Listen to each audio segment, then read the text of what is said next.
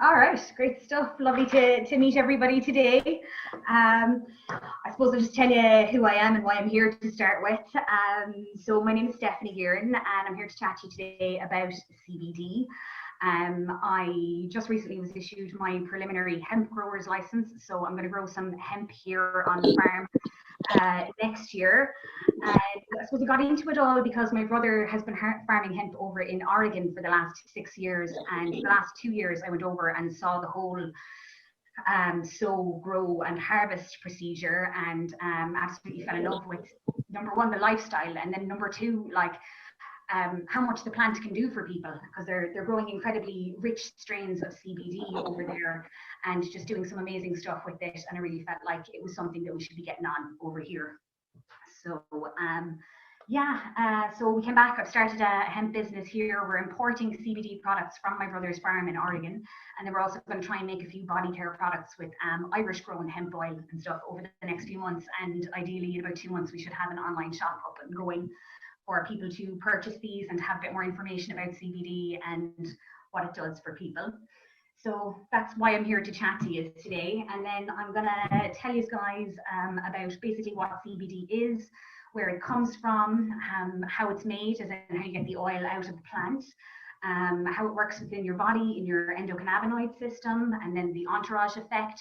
I'll go into different stuff about that, and then I'll chat a little bit about the different ways you can use it, dosage, and then there's just a few little tips and tricks about if you're going to go and buy it, what you should look for, or what you should be, the questions you should be asking your supplier or whoever is going to give it to you. So without further ado, I'll get going there on the first slide. So CBD is a cannabinoid that comes from the cannabis plant. It's called cannabidiol. It's a safe, non-addictive, naturally occurring compound which is found in the flower of the plant. CBD is not THC. The cannabis plant produces over 100 different cannabinoids in total. These include THC, the compound which, when you smoke, it can make you feel high. CBD does not produce this stoned or euphoric effect like THC because it reacts in different ways and with different receptors in the body and the brain. Studies have found that CBD can help with improving a range of symptoms such as seizures, slowing cancer cell growth as an anti-inflammatory in the body, with anxiety reduction. It can improve gut health, it can help with pain relief, and there's just many others that they're doing all kinds of research into at the moment. It's also very beneficial for general wellness as opposed to specific symptom treatment. Because it's a natural source of vitamins, minerals, and nutrients like complex B vitamins, vitamin C, vitamin E, your micronutrients like magnesium and calcium, and then also proteins and fatty acids. So from there, we go on to how CBD oil is made. So CBD can be extracted from the cannabis plant using several different methods. I'm going to go through quickly 4 of them here. And it's this extraction method that will determine whether the active CBD compound removed from the plant is just plain CBD on its own, or whether it is a broad spectrum oil that has all of the cannabinoids that came from the plant in it. So the gold standard for extraction, in my opinion, is CO2 extraction. It uses carbon dioxide to push the oil out of the plant, and then it preserves the quality and the purity of the oil.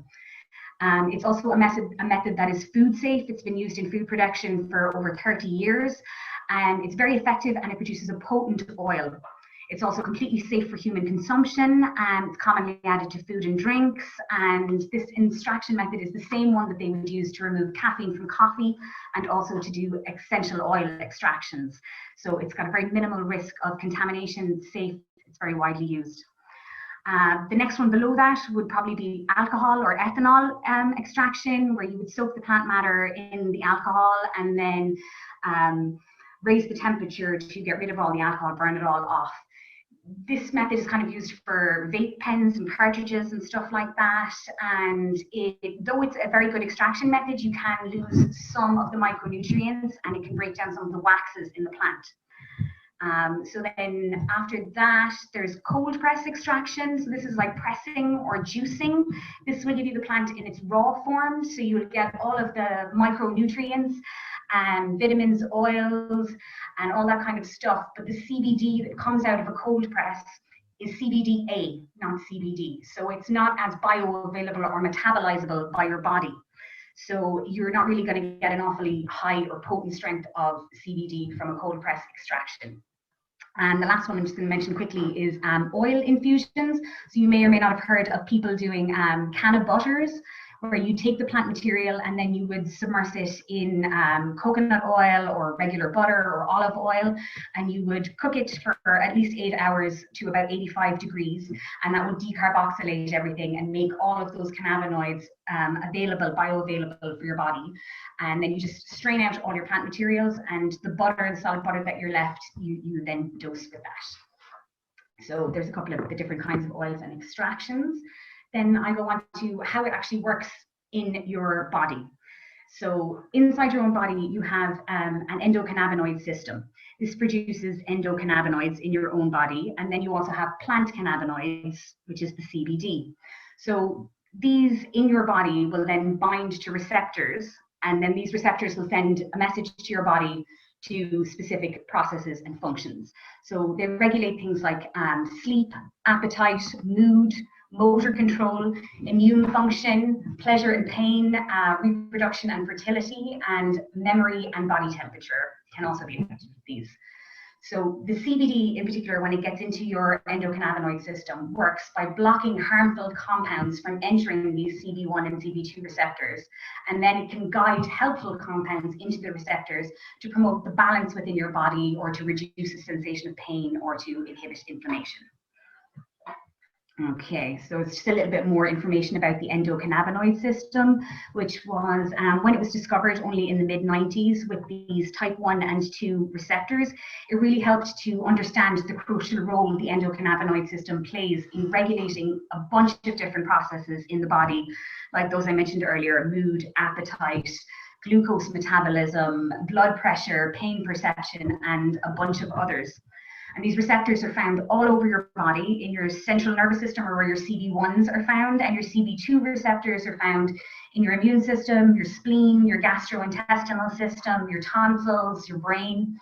And the CB2 receptors in particular are responsible for reducing inflammation, which is one of the primary causes of a host of different conditions and diseases, and can really do a lot of damage to your body. So this large network of receptors has demonstrated remarkable results in the treatment of many conditions when supported by naturally occurring cannabinoids like CBD from cannabis. So from here, when you're taking your CBD, the power of the entourage effect is a very big thing, I believe. So you can researchers have identified a bunch of different cannabinoid compounds in the cannabis plant. I mentioned THC earlier, CBD, CBDA. There's over 100 of them.